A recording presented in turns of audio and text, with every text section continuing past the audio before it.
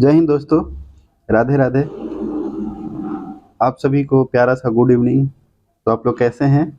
आशा करते हैं आप लोग अच्छे होंगे और आपका तैयारी अच्छे से चल रहा होगा। तो आज हम लोग बिहार दरोगा का प्रैक्टिस सेट कितना टेस्ट नंबर 19 को देखेंगे, जो हमारे प्यारे गुरुजी रोशन आनंद सर का है। ठीक है, तो आइए देखते हैं पहला क्वेश्चन क्या है। पहला क्वेश्चन क्या कहता है कि चौखम्मा पर्वत शिखर अवस्थित है, यानी चौखम्मा जो पर्वत शिखर है वो आपको कौन से देश में स्थित है, ये आपको बताना है। तो यह जो है आपको भारत में स्थित है, यानी चौखम्मा पर्वत शिखर आपको भारत में स्थित है। और भारत में कहाँ है? तो भारत में आपको उत्तराखंड में है, और इसका ऊंचाई जो है ये आपको 7138 यानी 7138 मीटर है। ठीक है, और इसे बद्रीनाथ शिखर के नाम से भी जाना जाता है। और यह जो है आपको गंगोत्री के पूर्वी छोर पर स्थित है, यानी चौखम्मा पर्वत शिखर अवस्थित कहाँ है? भारत में। और भारत में यानी भारत में कहाँ है? यह आपको उत्तराखंड में है, और इसका ऊंचाई जो है 7138 यानी 7138 मीटर है। और यह बद्रीनाथ शिखर के नाम से भी जाना जाता है, जो आपको गंगोत्री के पूर्वी छोर पर स्थित है। ठीक है, तो सेकंड क्वेश्चन क्या है? सेकंड क्वेश्चन है कि आपको निम्नलिखित में से कौन सा विकल्प सही नहीं है। आपको इस ऑप्शन में बताना है कि कौन सा सही नहीं है। पहला है आइसो हाइट, जो वर्षा की समान मात्रा वाले स्थानों को मिलाने वाली रेखा है। या फिर आइसोफाइट, जो वनस्पतियों की समान ऊंचाई वाले स्थानों को मिलाने वाली रेखा है। या आइसोबाथ, समुद्री जल में लवणता की समान मात्रा को दर्शाने वाली रेखा है। या आइसोथर्म, समान तापमान वाले क्षेत्रों को प्रदर्शित करने वाली रेखा है ना। तो यह जो इसमें आपको गलत है, सही नहीं है, वो है आपको कौन सा है? आपको सी है, यानी दूसरा का क्या होगा? सी, यानी आइसोबाथ। यह जो है आपको समुद्री के अंदर समान गहराई वाले स्थानों को मिलाने वाली रेखा है, ना कि समुद्री जल में लवणता की समान मात्रा को दर्शाने वाली रेखा। ठीक है, और एक क्या होता है, एक है आपको आइसोहेलाइन, जो आपको समुद्री जल में लवणता की समान मात्रा को दर्शाने वाली रेखा है। यानी यह जो है आपको आइसोहेलाइन कहलाता है। क्या कहलाता है? आइसोहेलाइन, है ना। क्या कहलाता है? आइसोहेलाइन। और आइसोबाथ कहलाता है समुद्र के अंदर समान गहराई वाले स्थानों को मिलाने वाली रेखा। ठीक है, अब उसके बाद है थ्री क्या कहता है? थ्री है रोहतांग दर्रा किस हिमालय में अवस्थित है। यानी रोहतांग दर्रा जो है वो आपको किस हिमालय में अवस्थित है? बृहद, लघु, शिवालिक या ट्रांस। तो यह जो है आपको लघु हिमालय, यानी लघु हिमालय में रोहतांग दर्रा है। और रोहतांग दर्रा कहाँ, कौन सा स्टेट में पड़ता है? ये आपको हिमाचल प्रदेश में है। ठीक है, यानी रोहतांग दर्रा हिमाचल प्रदेश के अंतर्गत लघु हिमालय में स्थित है, और यह मनाली को लेह से जोड़ता है। यानी रोहतांग दर्रा किसको किसको जोड़ता है? मनाली को लेह से। ठीक है, और रोहतांग दर्रा को हिमाचल प्रदेश में क्या बोलते हैं? लाहौल स्पीति नहीं, हिमाचल प्रदेश के लाहौल स्पीति जिले का प्रवेश द्वार है। यानी रोहतांग दर्रा जो है वो आपको हिमाचल प्रदेश के लाहौल स्पीति जिले का क्या है? प्रवेश द्वार है। ठीक है, अब उसके बाद है फोर क्या कहता है?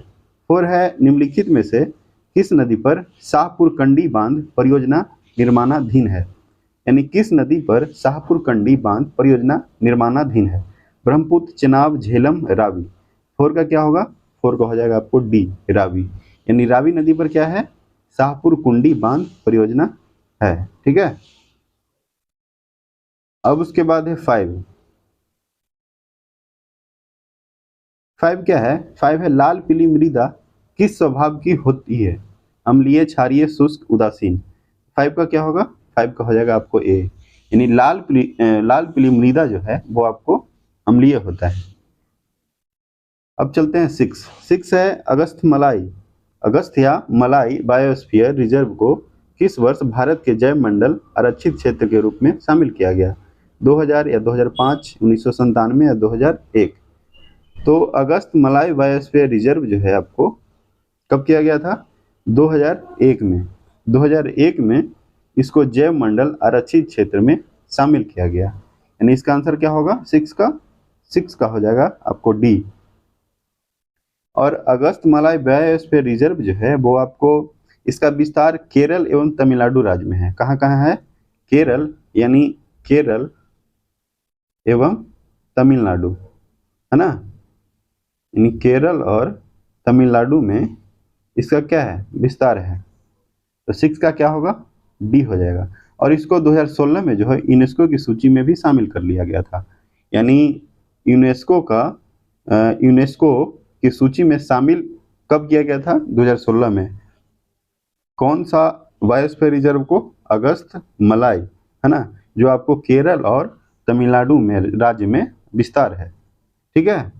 यानी इसमें क्या क्या बताए कि अगस्त मलाई बायोस्फीयर रिजर्व को कब? 2001 में जैव मंडल आरक्षित किया गया, क्षेत्र में शामिल किया गया, और 2016 में यूनेस्को की सूची में शामिल किया गया। और यह जो है केरल एवं तमिलनाडु में क्या है? इसका विस्तार है। ठीक है। अब उसके बाद है 7 क्या कहता है कि एक्वापोनिक कृषि है। यानी एक्वापोनिक कौन सा कृषि है? पौधे उगाने के साथ कुक्कुट पालन, या पौधे उगाने के साथ मत्स्य पालन, या पौधे उगाने के साथ पशुपालन, या इनमें से कोई नहीं। तो 7 का क्या होगा? 7 के हो जाएगा आपको पौधे उगाने के साथ मत्स्य पालन, यानी 7 का बी। उसके बाद है 8 है भारत में चांदी का सर्वाधिक उत्पादक राज्य है।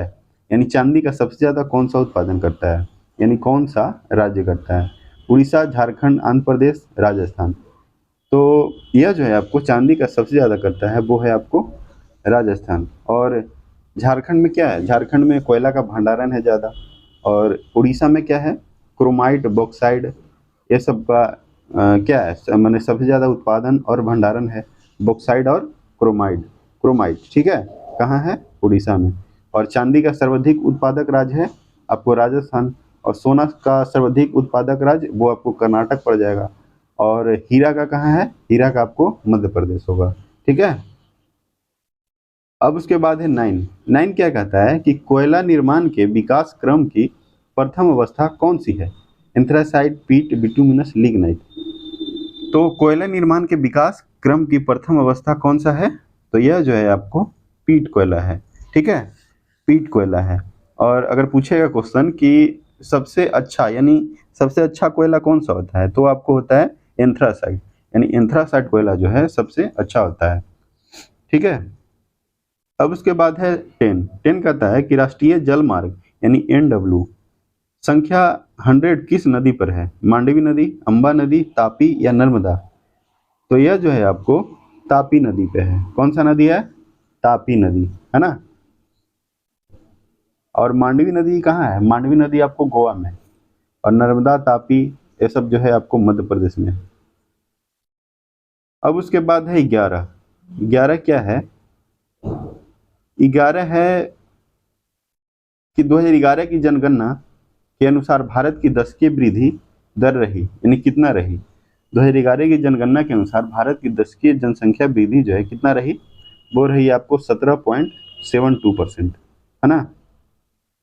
उसके बाद है 12 यानी, और भारत की जनसंख्या घनत्व कितना रहा था?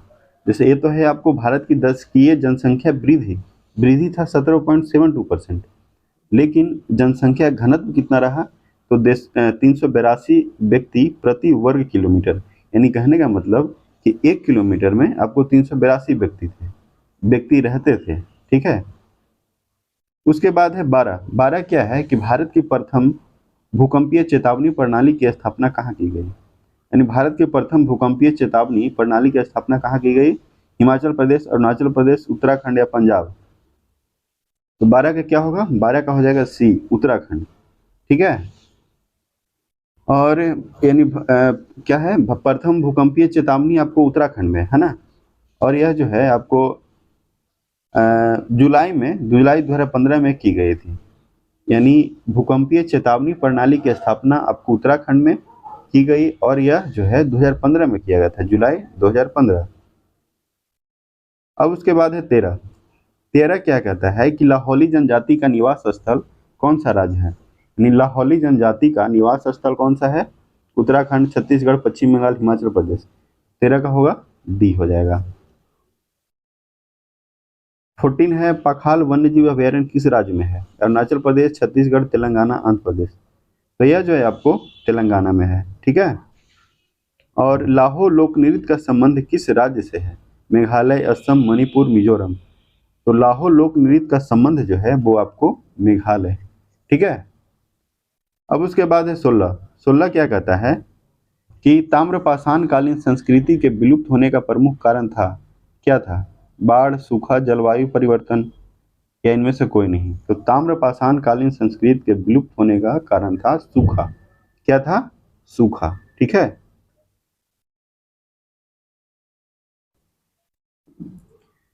17 क्या है? 17 है ऋग वैदिक आर्य निम्नलिखित में से किस पशु से परिचित नहीं थे? गाय, घोड़ा, हाथी, इनमें से कोई नहीं। तो कौन से पशु से परिचित नहीं थे? वो थे आपको हाथी। उसके बाद है 18। 18 है महात्मा बुद्ध के समय सबसे शक्तिशाली महाजनपद कौन था? मगध, वज्जी, अवंती, मत्स्य।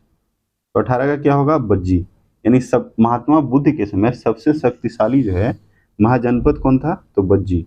और वज्जी का राजधानी कहाँ है? वैशाली, है ना। उसके बाद है और अवंती का कहाँ है? विराटनगर। ठीक है। यानी जितना भी महाजनपद है ना, महाजनपद से हम एक वीडियो बना चुके हैं, वो आप प्लेलिस्ट में जाके देख लीजिएगा। ठीक है। जितना भी महाजनपद है वो सारा महाजनपद को हम क्लियर कर चुके हैं। तो आप अगर आप उस वीडियो को नहीं देखे हैं तो आप जल्द से जल्द जाकर देखें, ताकि आपका तैयारी और भी अच्छा हो पाए। ठीक है। उसके बाद है 19। 19 क्या कहता है कि धनुधारी प्रकार का सिक्का किस गुप्त शासक द्वारा चलाया गया था? घटोत्कच, चंद्रगुप्त द्वितीय, समुद्रगुप्त या स्कंदगुप्त। तो 19 का क्या है? सी, समुद्रगुप्त। यानी धनुधारी प्रकार का सिक्का जो है वो आपको समुद्रगुप्त के द्वारा चलाया गया था। उसके बाद है 20। 20 है कांस्य मूर्तियां बनाने में महारत हासिल था? पाल कलाकारों को, प्रतिहार कलाकारों को, या राष्ट्रकूट कलाकार, या वर्धन कलाकारों को। 20 का क्या होगा? ये हो जाएगा पाल कलाकारों को। 21 है दिल्ली सल्तनत के किस सुल्तान द्वारा खुद को रैयत ए आला कहा गया? कुतुबुद्दीन ऐबक, खिरिज खां, मुबारक शाह, बहलोल लोदी। क्या होगा इसका आंसर? यानी दिल्ली सल्तनत के किस सुल्तान द्वारा खुद को रैयत ए आला, खुद को रैयत ए आला कहा था? वो कहा था आपको खिरिज खां। कौन कहा था? खिरिज खां। ठीक है। अब उसके बाद है 22। 22 क्या है कि विजयनगर साम्राज्य के किस शासक को 3 समुद्रों का स्वामी कहा गया? विजयनगर साम्राज्य के किस शासक को 3 समुद्रों का स्वामी कहा गया? तो यह जो कहा गया था हरियर फर्स्ट, हरियर सेकंड, बुक्का फर्स्ट या बुक्का सेकंड। तो यह जो है आपको बुक्का फर्स्ट यानी बुक्का प्रथम को कहा गया था विजयनगर साम्राज्य के 3 समुद्रों का स्वामी। और इसका कार्यकाल कब से कब तक था? 1356 से 1377। ये आप नोट कीजिएगा, 1356 से 1377। ठीक है। यानी विजयनगर साम्राज्य के किस शासक को 3 समुद्रों का स्वामी कहा गया? बुक्का प्रथम। और इसका कार्यकाल 1356 से 1377। और हरियर फर्स्ट का कार्यकाल कब से कब तक था? 1336 से 1356। यानी इसका 20 साल का कार्यकाल था। उसके बाद है 23। 23 है शेरशाह सूरी का गख्खर जाति से युद्ध कब हुआ? यानी शेरशाह सूरी का गख्खर जाति से युद्ध कब हुआ था? 1541 ईस्वी में, है ना। उसके बाद है 24। 24 क्या कहता है कि सूर्यास्त का नियम जो है कब लागू किया गया? 1793, 94, 95 या 91। तो यह जो है लागू किया गया था 1794 में। यानी सूर्यास्त का नियम जो है आपको 1794 में लागू किया गया। अब उसके बाद है 25। 25 कहता है निम्नलिखित में से कौन सा विकल्प सही नहीं है? समाचार पत्र संपादक यानी समाचार पत्र और संपादक, है ना। तो समाचार पत्र पहला क्या है? Native opinion, B N Mandlik. उसके बाद है दर्पण, बाल शास्त्री, सही है। नेशनल हेराल्ड जी सुब्रमण्यम, है ना, ये आपको गलत है। यानी नेशनल हेराल्ड जो है इसका संस्थापक जो है पंडित जवाहरलाल नेहरू थे। कौन थे? पंडित जवाहरलाल नेहरू। पंडित जवाहरलाल नेहरू जो भारत के प्रथम क्या थे? प्रधानमंत्री थे। तो कौन सा सही नहीं है? तो यही सही है। नहीं, जो 25 का क्या होगा? 25 का हो जाएगा आपको सी। अब उसके बाद है 26।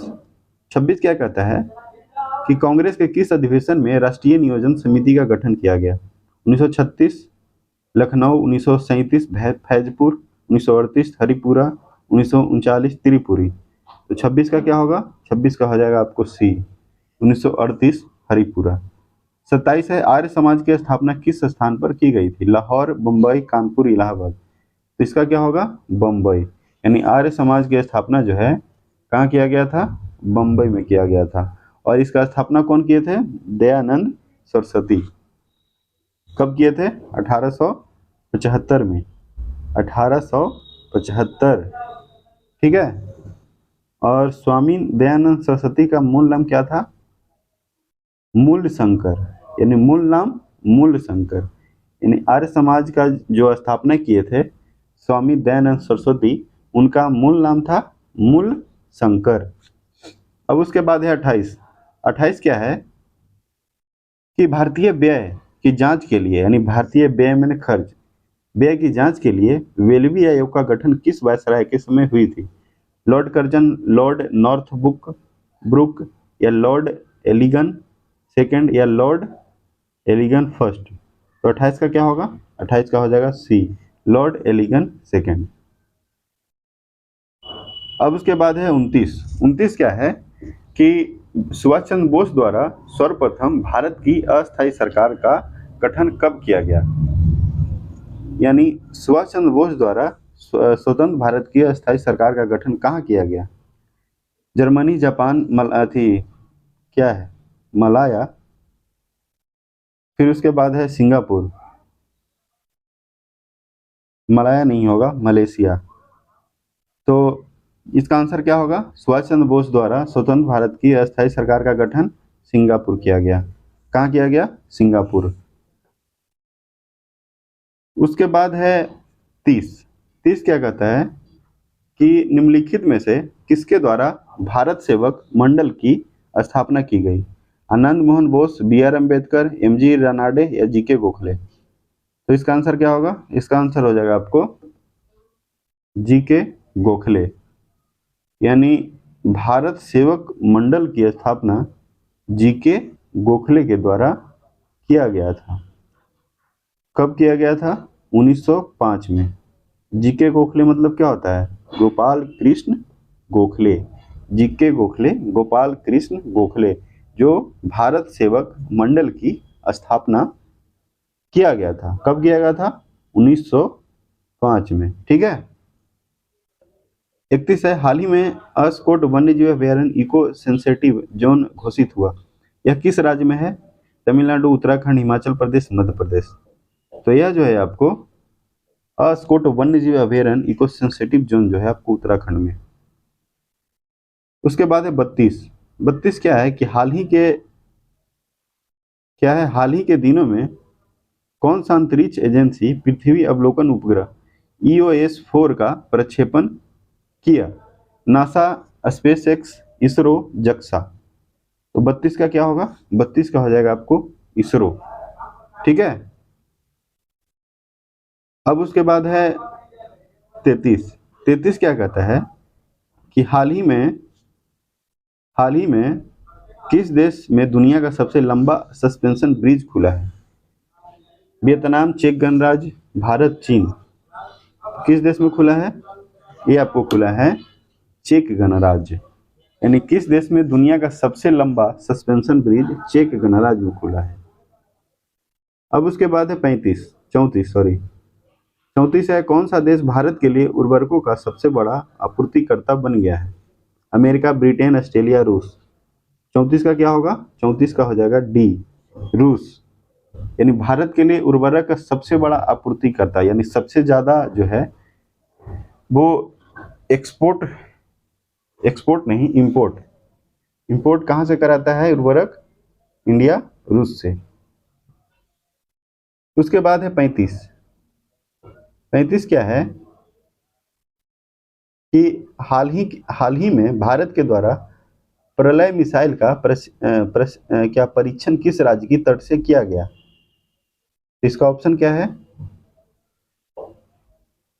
इसका ऑप्शन है आंध्र प्रदेश, तमिलनाडु, कर्नाटक या उड़ीसा। तो इसका आंसर क्या होगा? इसका आंसर हो जाएगा आपको उड़ीसा।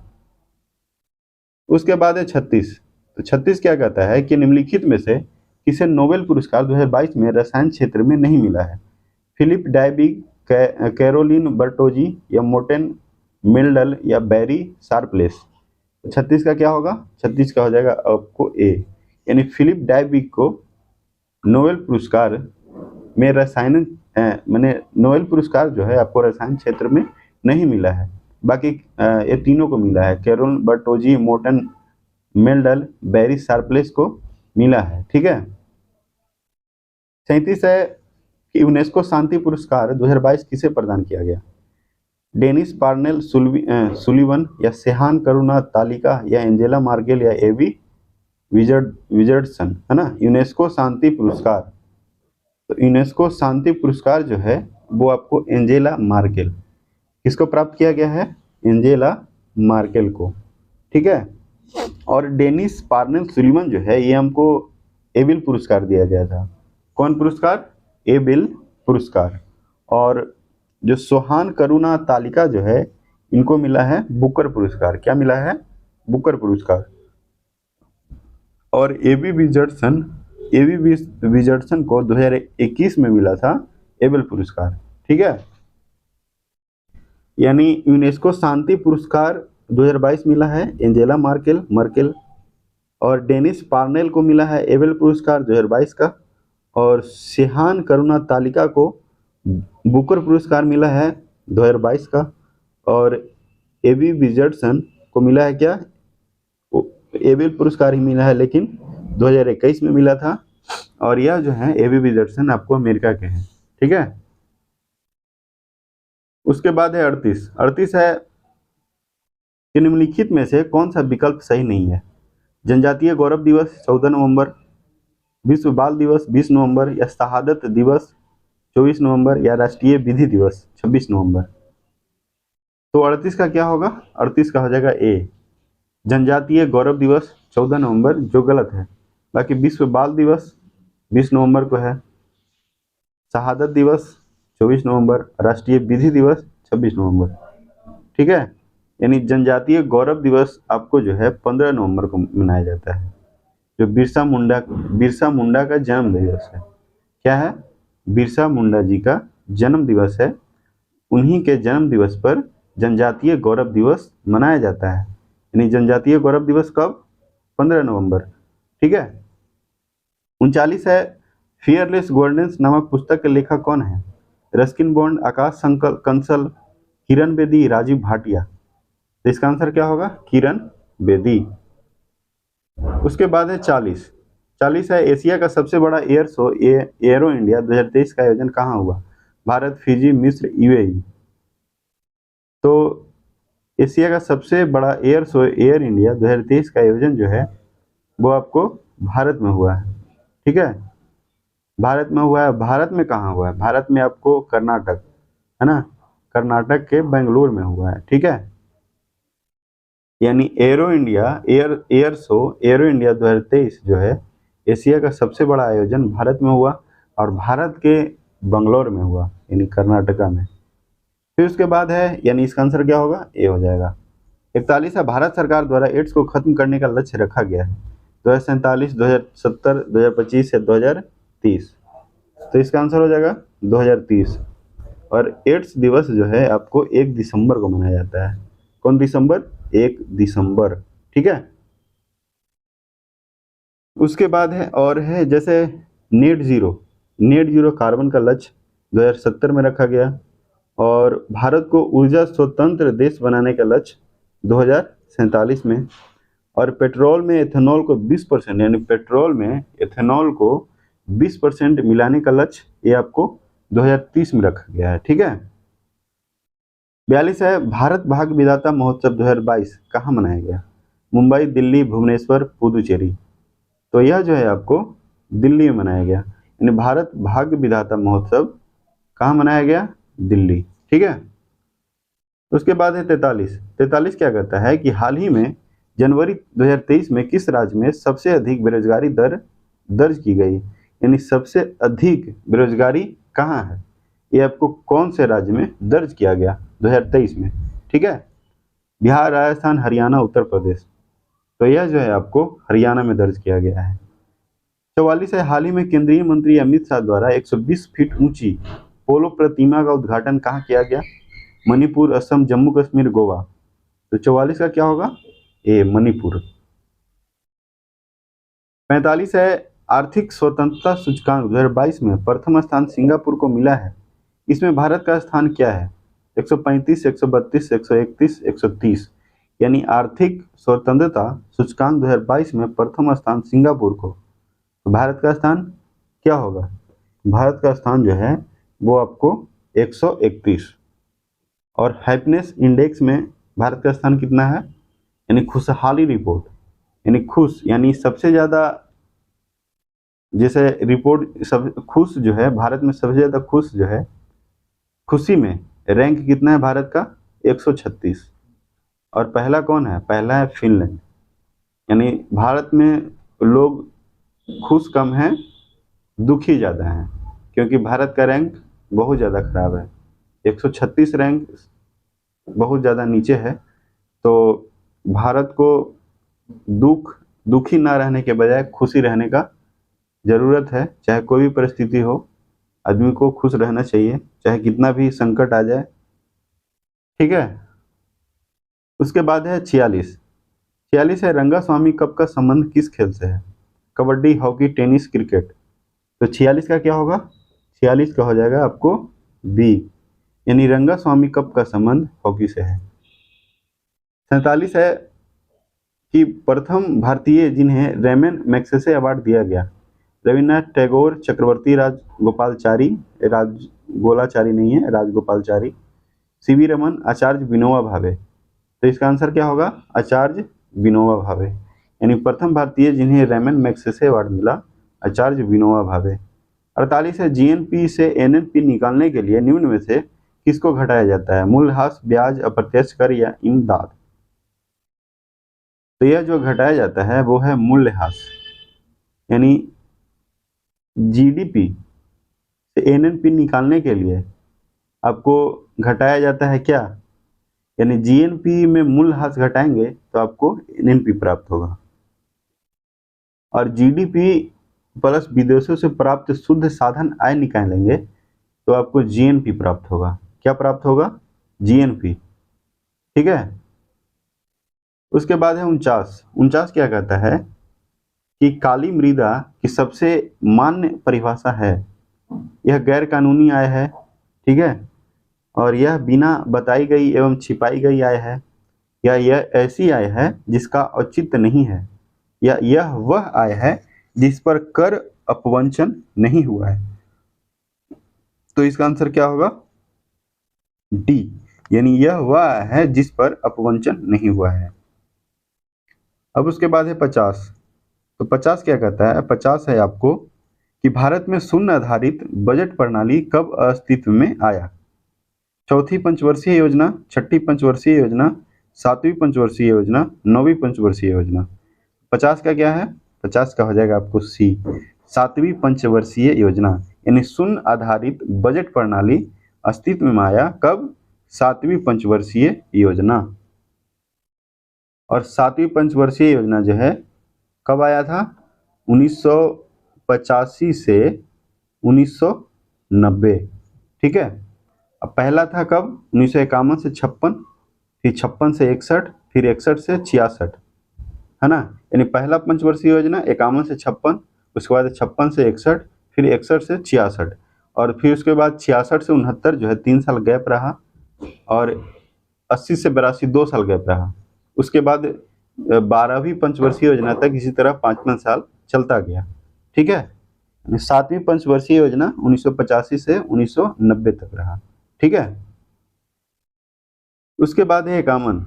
एकावन क्या कहता है कि निम्नलिखित में से किस कोशिका अंगक से लाइसोसोम बनता है? गोल्जी काय, राइबोसोम, माइटोकॉन्ड्रिया, अंतःप्रादेश जलिका। तो यह जो बनता है आपको गोल्जी कैसे बनता है। बामन है, निम्नलिखित में से कौन से माइटोकॉन्ड्रिया को क्या बोला जाता है? माइटोकॉन्ड्रिया को ऊर्जा गृह बोला जाता है। ठीक है, उसके बाद है बामन। बामन है, निम्नलिखित में से कौन से ऊतक त्वचा एवं मांसपेशी को आपस में जोड़ता है? टेंडन, लिगामेंट, अवकाशी ऊतक, इनमें से सभी। तो जो जोड़ता है ना उसको बोलते हैं अवकाशी ऊतक। ठीक है, यानी हड्डी हड्डी अगर जोड़ेगा तो लिगामेंट कहलाएगा। ठीक है, हड्डी हड्डी जोड़ेगा तो क्या कहलाएगा? लिगामेंट। और हड्डी और मांसपेशी जोड़ेगा तो क्या कहलाएगा? टेंडन। और त्वचा और मांसपेशी जोड़ेगा तो क्या कहलाएगा? अवकाशी ऊतक। ठीक है, जिसको बोलते हैं एरियोलर। ठीक है, क्या बोलते हैं? Areolar tissue. Areolar tissue. ठीक है, जो त्वचा एवं मांसपेशी को, त्वचा और मांसपेशी को आपस में जोड़ता है उसको अवकाशी ऊतक बोलते हैं। और हड्डी हड्डी जोड़ता है उसको लिगामेंट। हड्डी और मांसपेशी जोड़ेगा तो उसको टेंडम बोलेंगे। ठीक है, तो इसका आंसर क्या होगा? बामन का सी हो जाएगा। 53 है, इनमें से कौन सा सूक्ष्म जीव द्वारा मनुष्य में पायरिया रोग होता है? Entamoeba, histolytica, Trypanosoma, gambiense, Leishmania, donovani या एंट अमीबा जीन जिबेलिस। तो 53 का क्या होगा? 53 का हो जाएगा आपको डी, एंट अमीबा जीन जिबेलिस। उसके बाद है 54। 54 है, हंसी से एवं चरस प्राप्त किया जाता है? पत्ती से, फूल से, फल से, इनमें से कोई नहीं। तो इसका आंसर हो जाएगा बी, फूल से। उसके बाद है 55। ठीक है, तो 55 क्या है कि शेर का वैज्ञानिक नाम क्या है? शेर का वैज्ञानिक नाम क्या है? पैथरा टाइग्रिस या पैथरा क्या है? पैथरा पार्डिस या पैथरा लियो या राना टिग्रीना। तो राना टिग्रीना तो आपको क्या है? राना टिग्रीना तो आपको मेढक का होता है, मेढक का वैज्ञानिक नाम। तो शेर का वैज्ञानिक नाम क्या होगा? शेर का वैज्ञानिक नाम हो जाएगा आपको पैथरा टाइग्रिस। ठीक है, यानी 55 का क्या है? 55 का पैथरा टाइग्रिस, पैथरा लियो, सॉरी 55 का सी हो जाएगा, पैथरा लियो। और बाघ का होता है पैथरा टाइग्रिस। पैथरा टाइग्रिस आपको बाघ का होता है। 56 क्या है? 56 है, जल संवहन तंत्र की उपस्थिति किस के जीवों का लक्षण है? आर्थ्रोपोडा, मोलस्का, कार्डेटा या इकाई नोडरमेटा। 56 का क्या होगा? डी हो जाएगा। 57 है, लाल रक्त आरबीसी के निर्माण हेतु लोहे का संचय कौन सा अंग करता है? अमाशय, यकृत, छोटी आंत, अग्नाशय। तो 57 का क्या होगा? 57 का सी, छोटी आंत।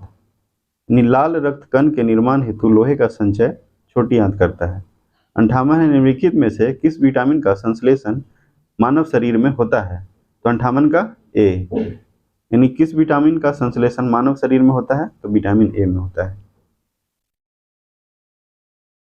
59 है, रक्त में एंटीजन उपस्थित होते हैं श्वेत रक्त कणिकाओं के सतह पर, लाल रक्त कणिकाओं के सतह पर या प्लेटलेट्स के सतह पर या प्लाज्मा में। तो 59 का क्या होगा? 59 का बी, लाल रक्त कणिकाओं के सतह पर। ठीक है। 60 है, कॉपर्स ल्यूटियम क्या स्रावित करती है? प्रोजेस्टेरोन, टेस्टोस्टेरोन, एस्ट्रोजन या रिलैक्सिन।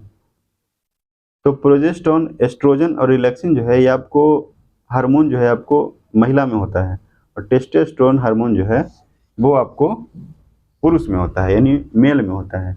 तो कॉपर्स ल्यूटियम का क्या स्रावित करता है?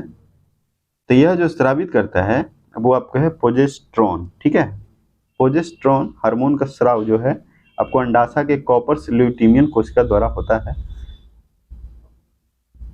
और यह हार्मोन गर्भाशय पर नियंत्रित करता है। उसके बाद है 61 है, पदार्थ के संवेग और वेग के अनुपात से कौन सी भौतिक राशि प्राप्त की जाती है? वेग, त्वरण, द्रव्यमान, बल। तो 61 का क्या होगा? सी हो जाएगा। 62 है, निम्नलिखित में से किसमें गतिज ऊर्जा नहीं है?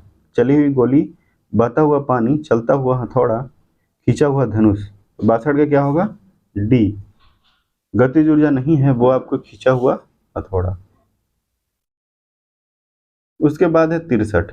63 क्या कहता है कि वर्षा की बूंद गोलाकार होती है सतही तनाव के कारण, गोल पृथ्वी के गुरुत्व के कारण, वायु के वातावरणीय घर्षण के कारण, या वर्षा जल की श्यानता के कारण। 63 का क्या होगा? 63 का ए हो जाएगा, सतही तनाव के कारण। उसके बाद है 64। 64 क्या है? 64 है, ऊष्मा एक प्रकार का ऊर्जा है जिसे कार्य में बदला जा सकता है। इसका प्रत्यक्ष प्रमाण सबसे पहले किसने दिया? Davy, Rumford, Celsius, Fahrenheit. 64 का क्या होगा? B, Rumford. ठीक है। 65 है, रडार की कार्य प्रणाली निम्न में से किस सिद्धांत पर आधारित होती है? रेडियो तरंगों का अपवर्तन, डॉपलर प्रभाव, रमन प्रभाव, रेडियो तरंग का प्रवर्तन। तो 65 का क्या होगा? डी। 66 है, किसी पेरियोस्कोप में दो समतल दर्पण रखे जाते हैं। दो समतल दर्पण रखेंगे तो क्या होगा? हो जाएगा एक दूसरे के समानांतर होगा। 66 का ए। 67 है, प्रत्यावर्ती धारा को दिष्ट धारा में किसके द्वारा बदला जाता है? फिल्टर, मोटर, ट्रांसफॉर्मर या रेक्टिफायर। तो यह जो है बदला जाता है सॉरी, प्रत्यावर्ती धारा को दिष्ट धारा में बदला जाता है रेक्टिफायर से। ठीक है। 68 है, फ्लेमिंग के बाएं हाथ के नियम में कौन सी अंगुली जो है धारा की दिशा दिखाती है? तर्जनी, बीच की उंगली, अंगूठा, अनामिका। तो 68 का क्या होगा? बी, यानी बीच की उंगली। 69 है, निम्न में अस्थायी कण है? प्रोटॉन, इलेक्ट्रॉन, न्यूट्रॉन, अल्फा कण। 69 का क्या होगा? सी, अस्थायी कण कौन है? न्यूट्रॉन है। 70 है, सेफ्टी रेजर का आविष्कार किसने किया? स्टीव चेर, लार्स स्ट्रॉन्स, जिलेट या स्टीव जॉब। तो 70 का क्या होगा? सी हो जाएगा, जिलेट, यानी सेफ्टी रेजर का आविष्कार जिलेट किया है। क्वांटम यांत्रिकी का मूल समीकरण किसके द्वारा प्रतिपादित किया गया था? जॉर्ज उहलेनबेक या श्रोडिंगर या पाउली हाइजेनबर्ग। तो 71 का क्या होगा? बी हो जाएगा, श्रोडिंगर। 72 है, निम्नलिखित में से किस ताप पर सभी गैसों का आयतन शून्य होता है? 0 के, 273 के, 373 के, या इनमें से कोई नहीं। तो यह जो है आपको क्या होगा? किस ताप पर सभी गैसों का आयतन शून्य होता है? तो 0 के। कौन सा है? 0 के। 73 है, निम्नलिखित में से किस वर्ग के तत्वों की इलेक्ट्रॉन बंधुता उच्च होती है? किसका उच्च होता है? फर्स्ट ए या 5A या 6A या 7A। तो जो उच्च होता है वो होता है 7A का। 74 है, काल्वेराइट किस धातु का अयस्क है? बिस्मथ, सोना, चांदी, बेरियम। 74 का क्या होगा? सोना, यानी काल्वेराइट जो धातु का अयस्क है वो आपको कौन है? सोना। 75 है, निकेल वाय मिश्र धातु में अवयवी तत्व हैं? एल्यूमिनियम प्लस कॉपर या magnesium plus nickel, Al plus Cu plus Ni, Cu plus Mn plus Ni। तो इसका क्या होगा? इसका हो जाएगा C, aluminium plus copper plus nickel. 76 है, निम्नलिखित में से किस देश में ब्लू आइस पाया जाता है? भारत, ग्रीनलैंड, इंग्लैंड या स्विट्जरलैंड। तो 76 का क्या होगा? ब्लू आइस पाया जाता है ग्रीनलैंड। ठीक है। अब उसके बाद है 77, यानी 77। ग्रीन हाउस प्रभाव का क्या अभिप्राय है? उष्णकटिबंधीय क्षेत्रों में घरों का प्रदूषण, या ओजोन परत द्वारा पराबैंगनी किरणों को रोकना, या वायुमंडलीय गैसों के कारण सौर ऊर्जा को रोकना, या हरे रंग की इमारतों को नुकसान। 77 का क्या होगा? सी हो जाएगा, वायुमंडलीय गैसों के कारण सौर ऊर्जा को रोकना। 78 है, सीमेंट का रासायनिक संयोजन क्या है? चूना पत्थर और मिट्टी, या चूना पत्थर, मिट्टी और जिप्सम, या चूना पत्थर और जिप्सम, या मिट्टी और जिप्सम। तो इसका आंसर हो जाएगा सीमेंट का रासायनिक संयोजन जो है चूना पत्थर, मिट्टी और जिप्सम। 79 है विनेगर किससे बनता है? Acetic acid, sulphuric acid, hydrochloric acid, oxalic acid. तो 79 का क्या होगा? ए यानी एसिटिक एसिड। 80 है निम्नलिखित में से कौन एक विस्फोटक नहीं है? नाइट्रोक्लोरोफॉर्म या पोटेशियम क्लोरेट या टीएनटी या टीएनजी। तो 80 का क्या होगा? ए विस्फोटक नहीं है, वो है नाइट्रोक्लोरोफॉर्म फॉर्म्स। ठीक है। 81 है कि विधायिका में अध्यक्ष पद की भूमिका का प्रावधान किस देश से ग्रहण किया गया? अमेरिका, कनाडा, ब्रिटेन, इनमें से कोई नहीं। तो इसका आंसर क्या होगा? ब्रिटेन हो जाएगा। 82 है भू राजस्व या लगान विषय है संघ सूची, राज्य सूची, समवर्ती सूची या अवशिष्ट सूची का। 82 का क्या होगा? बी राज्य सूची का, यानी भू राजस्व जो है वो आपको राज्य सूची का विषय है। 83 क्या है कि आर्थिक नियोजन के लिए मंत्रिपरिषद के प्रति उत्तरदायी संगठन की अनुशंसा किस समिति द्वारा किया गया था? संयुक्त संसदीय समिति या कोठारी आयोग या नियोगी आयोग, इनमें से कोई नहीं। यानी आर्थिक नियोजन के लिए मंत्रिपरिषद के प्रति उत्तरदायी संगठन की अनुशंसा किस समिति के द्वारा किया गया? तो यह जो है किया गया था आपको नियोगी आयोग, नियोगी आयोग के द्वारा। कब किया गया? 1946 में। 84 प्रोटेम स्पीकर को शपथ ग्रहण किसके द्वारा करवाया जाता है? प्रधानमंत्री, राष्ट्रपति, मुख्य न्यायाधीश, लोकसभा अध्यक्ष। 84 का क्या होगा? बी राष्ट्रपति। 85 क्या है? 85 है आपको कि राष्ट्रीय मानवाधिकार आयोग किस मंत्रालय के अधीन कार्यरत है? कार्मिक मंत्रालय, सामाजिक न्याय एवं अधिकारिता मंत्रालय या गृह मंत्रालय या विधि एवं न्याय मंत्रालय। 85 का क्या होगा? सी गृह मंत्रालय। 86 है वरीयता अनुक्रम में मुख्य निर्वाचन आयुक्त के ठीक ऊपर कौन आता है? राज्यसभा के उपसभापति या भारत रत्न से सम्मानित व्यक्ति, भारत के महान्यायवादी या उच्चतम न्यायालय के न्यायाधीश। तो 86 का क्या होगा? डी उच्चतम न्यायालय के न्यायाधीश, है ना। 87 क्या है? 87 है आपको कि किस संविधान संशोधन के तहत अनुसूचित जाति तथा जनजाति के सदस्यों के लिए सरकारी नौकरियों में पदोन्नति में लागू होने वाला आरक्षण परिणामिक वरिष्ठता के साथ लागू होने की व्यवस्था की गई? 82, 85, 79 या 76। तो 87 का क्या होगा? बी 85वां। 88 है बिहार में लोकायुक्त की स्थापना वर्ष क्या है? तो यह जो है आपको 1972, 75, 73 या 83। तो 88 का क्या होगा? सी 1973। 89 है 10वीं अनुसूची के उपबंधों को प्रभावी बनाने की शक्ति किसमें होती है? प्रधानमंत्री, राष्ट्रपति, मुख्य न्यायाधीश, संबंधित सदन के अध्यक्ष। तो इसका हो जाएगा संबंधित सदन के अध्यक्ष। यानी 10वीं अनुसूची के उपबंध को प्रभावी बनाने की शक्ति जो है आपको संबंधित सदन के अध्यक्ष के द्वारा होता है। ठीक है। अब उसके बाद है 90। ठीक है। तो 90 क्या कहता है कि केंद्रीय सूचना आयुक्त का कार्यकाल 6 साल या 65 वर्ष, यानी 6 साल तक उसका कार्यकाल, या 6 या 62 वर्ष, मैंने 62 वर्ष उम्र। ठीक है। 5 या 62 या 5 या 65। तो इसका आंसर क्या होगा? इसका आंसर हो जाएगा आपको 5 साल या 65 वर्ष उम्र तक। 91 है निम्न में से कौन नागरिकता के अर्जन हेतु शर्तों को नियत करने के लिए सक्षम है? राष्ट्रपति, संसद, चुनाव आयोग, संसद एवं राज्यों की विधानसभाएं सम्मिलित रूप से। तो इसका आंसर क्या होगा? इसका हो जाएगा आपको बी संसद।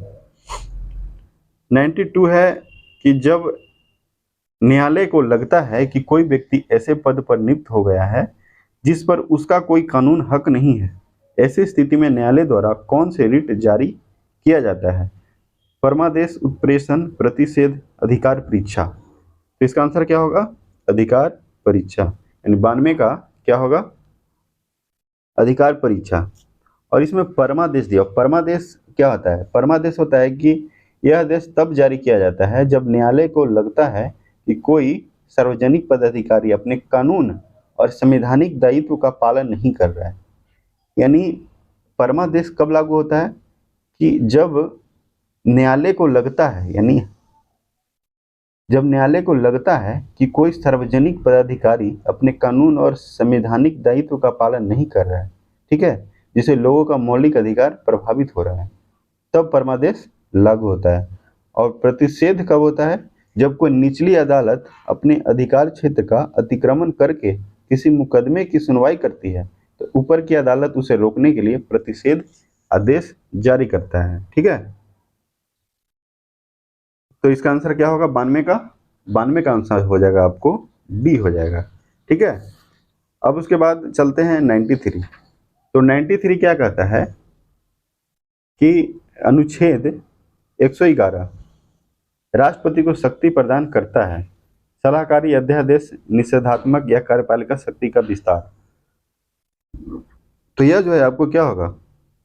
निषेधात्मक, यानी अनुच्छेद 111 में राष्ट्रपति का शक्ति का जो दिया गया है वो है निषेधात्मक।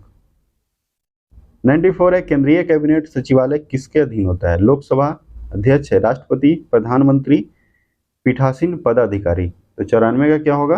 94 का हो जाएगा आपको सी, प्रधानमंत्री।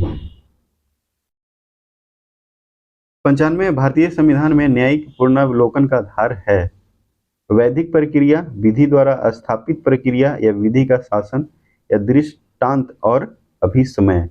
95 का क्या होगा? बी, विधि द्वारा स्थापित प्रक्रिया। अब उसके बाद है 96। तो 96 मैथ है, इसका आंसर बता देते हैं क्या होगा। आपको अगर नहीं बनेगा तो कमेंट कीजिएगा, ठीक है। कमेंट तो करते नहीं हैं आप लोग, कमेंट कीजिएगा तब ना पता चलेगा कि आप वीडियो देखते हैं नहीं देखते हैं। अगर आपको नहीं बनता है तो कमेंट कीजिए, आपको बनाकर पोस्ट कर दिया जाएगा कम्युनिटी में, या तो वीडियो बनाकर ही आपको डाल दिया जाएगा, लेकिन आप लोग कमेंट कीजिए, ठीक है। तो 96 का आंसर क्या होगा? 96 का हो जाएगा 288। और 97 का हो जाएगा आपको सी, 12। और 98 का हो जाएगा सी, 1000। और 99 का इसका हो जाएगा ए, यानी 02591271। और 100 यानी 100, इसका क्या होगा?